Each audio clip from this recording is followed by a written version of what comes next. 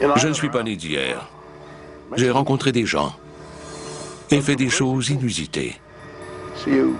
Vous croyez peut-être que plus rien ne m'étonne? Détrompez-vous.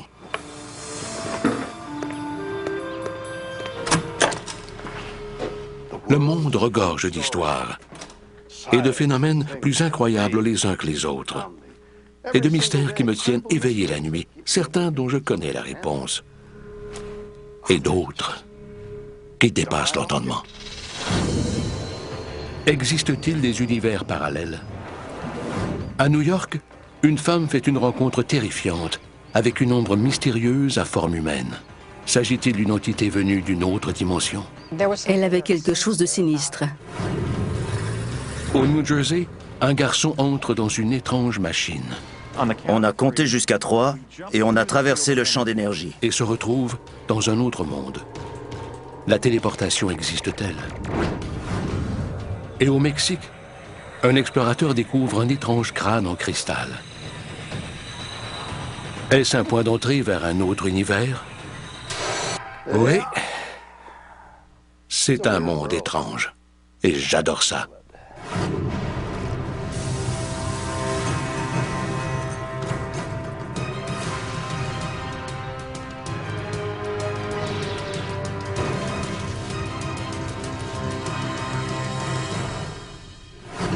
Des bulles! Elles sont magnifiques, n'est-ce pas? Des scientifiques croient que nous vivons dans une bulle. Ils disent que notre univers est une bulle gigantesque d'une taille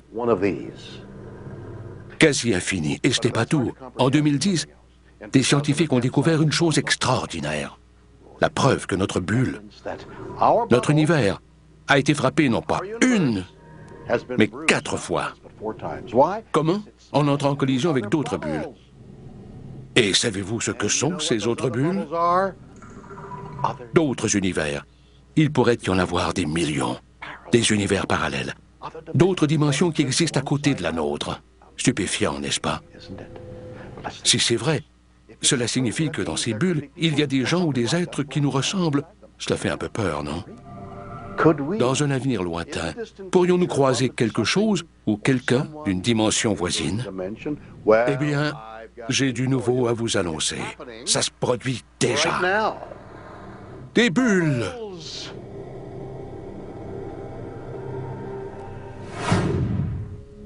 Rosemary Gilly est auteure.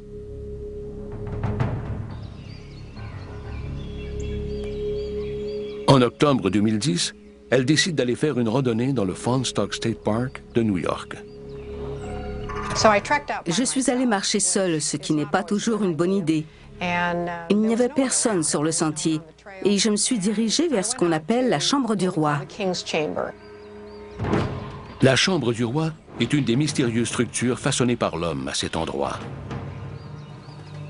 Personne ne sait qui les a construites ni pourquoi.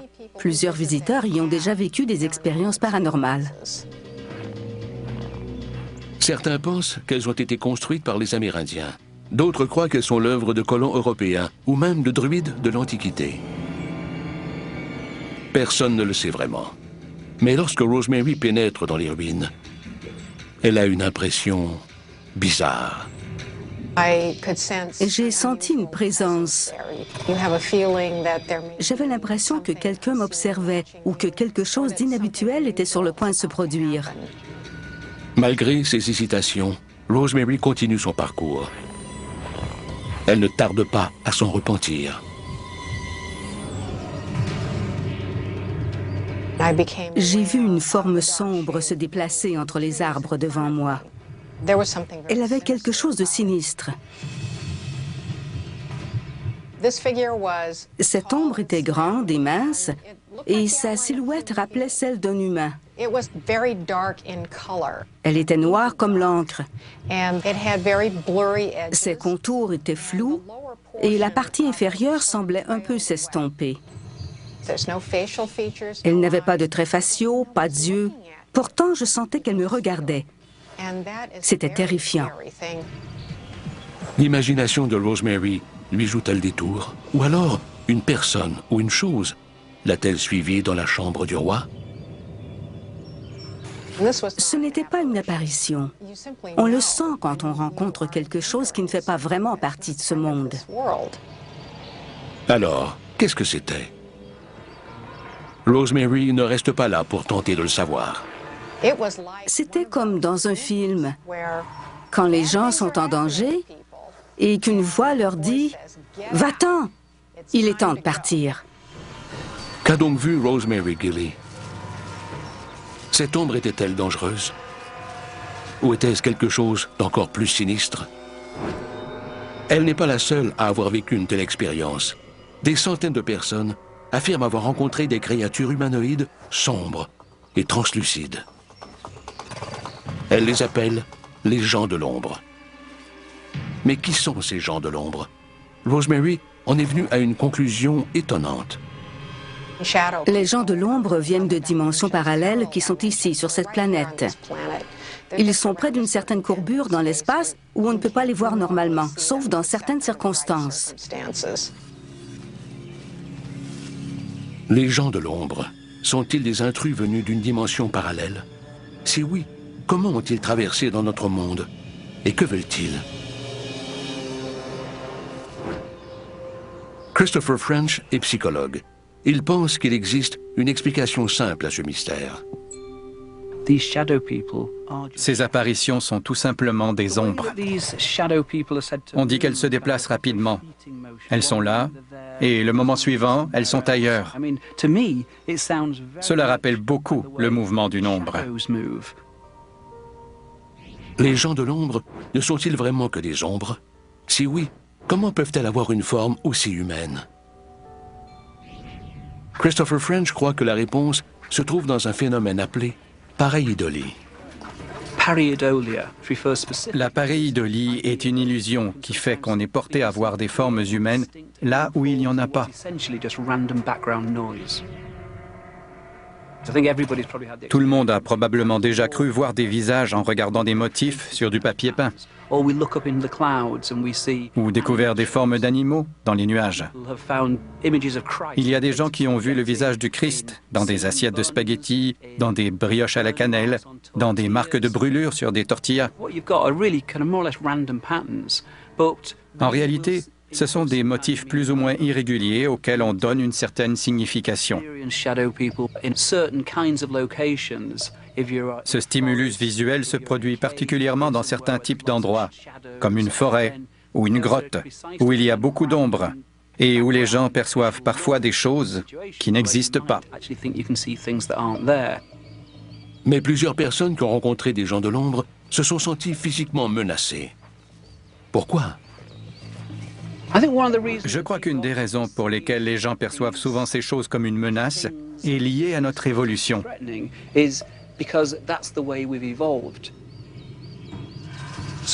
Prenons l'exemple de deux hommes de l'âge de pierre. Le premier croit qu'un macérodonte est peut-être caché dans un buisson. Le deuxième décide rapidement qu'il y en a un dans ce buisson et il s'enfuit. Le premier homme continue de se gratter la tête en se demandant si c'est vraiment un macérodonte et il se fait dévorer. Selon vous, lequel transmettra ses gènes? Nous avons évolué pour survivre. Notre instinct de survie nous incite-t-il à croire qu'une ombre est une créature terrifiante? Des gens tout à fait sains d'esprit voient parfois des choses qui ne sont pas là. C'est un phénomène courant. Certaines parties du cerveau sont programmées pour reconnaître les formes et les visages humains. Et parfois, ces parties du cerveau réagissent devant des ombres. Les gens de l'ombre sont-ils simplement des ombres?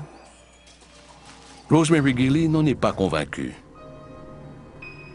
Ce n'était pas un effet de mon imagination. C'était une évidence. Une ombre noire se déplaçait entre les arbres.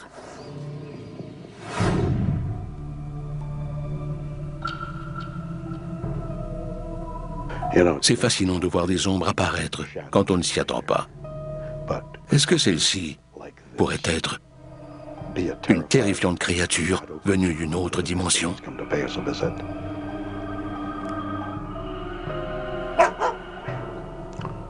Est-ce toi qui as fait ça, Fluffy? Alors, qui sont exactement les gens de l'ombre? D'où viennent-ils? Un homme croit le savoir. Une femme fait une rencontre terrifiante avec une ombre à forme humaine. Son imagination lui joue-t-elle des tours? S'agit-il d'un visiteur venu d'un monde parallèle? Philip Imbrogno est un chercheur qui s'intéresse aux phénomènes paranormaux. Selon lui, la réponse est évidente. Les cas que j'ai étudiés concernant les gens de l'ombre me portent à croire qu'ils sont interdimensionnels. Ils sont intelligents. Ils appartiennent à une race qui existait avant les humains. Ils vivent dans une dimension qui est très proche de la nôtre. C'est une théorie étonnante, mais elle soulève une grande question. Comment peut-on savoir que de telles dimensions existent? Philip Imbrogno croit que l'explication se trouve dans la force de gravité et son élément constituant, le graviton. Un graviton est une particule hypothétique qui relie tout l'univers. Les gravitons circulent entre les dimensions comme une vague. Ces particules exercent une attraction, comme une attraction magnétique. En atteignant la Terre, la gravité de notre Soleil devrait théoriquement la détruire, mais elle ne le fait pas. Si tous ces gravitons émis par le Soleil étaient filtrés par plusieurs dimensions avant de nous atteindre, cela pourrait nous indiquer que ces autres dimensions existent réellement.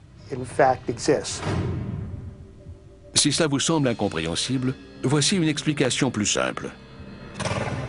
Philip Imbrogno pense que la gravité est affaiblie avant d'arriver à la Terre parce qu'elle est amoindrie lorsqu'elle traverse d'autres dimensions où vivent les gens de l'ombre. C'est une idée extraordinaire et un peu insensée. S'il y a d'autres dimensions qui entourent la nôtre, comment les gens de l'ombre les traversent-ils pour venir jusqu'à nous? Les gens de l'ombre comprennent peut-être mieux que nous le concept des gravitons. Leur technologie existait plusieurs milliers d'années avant l'apparition de l'homme.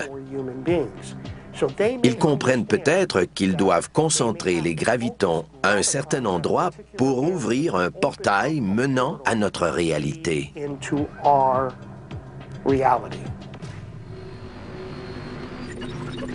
Philip Imbrogno dit qu'il aura bientôt des preuves scientifiques irréfutables pour appuyer sa théorie. Lorsque ces dimensions seront ouvertes, on devrait voir un afflux de gravitons. Cette interaction est mesurable. La recherche passionnante à laquelle je participe actuellement permettra de construire des appareils pouvant détecter de grandes quantités de gravitons pour prédire à quel moment les gens de l'ombre apparaîtront. Les gens de l'ombre utilisent-ils la gravité pour ouvrir des portails menant à notre dimension? Et s'ils le font, que veulent-ils au juste? Je pense que le principal objectif des gens de l'ombre est d'en apprendre le plus possible à notre sujet en nous observant. Certains pourraient trouver cela très inquiétant. Pour ma part, j'aimerais penser qu'ils viennent tout juste de nous découvrir et que leur curiosité à notre égard est semblable à celle que nous éprouvons envers eux. Et qu'un jour peut-être, ils manifesteront leur présence et tenteront de coexister avec nous parce que nous sommes voisins. La créature de l'ombre que Rosemary Gilly a rencontrée était-elle curieuse? Une invasion d'individus venus d'une dimension voisine nous menace-t-elle? Devrions-nous avoir peur? Ou ces êtres ne sont-ils qu'un effet trompeur de la lumière? Bizarre. Ou quoi?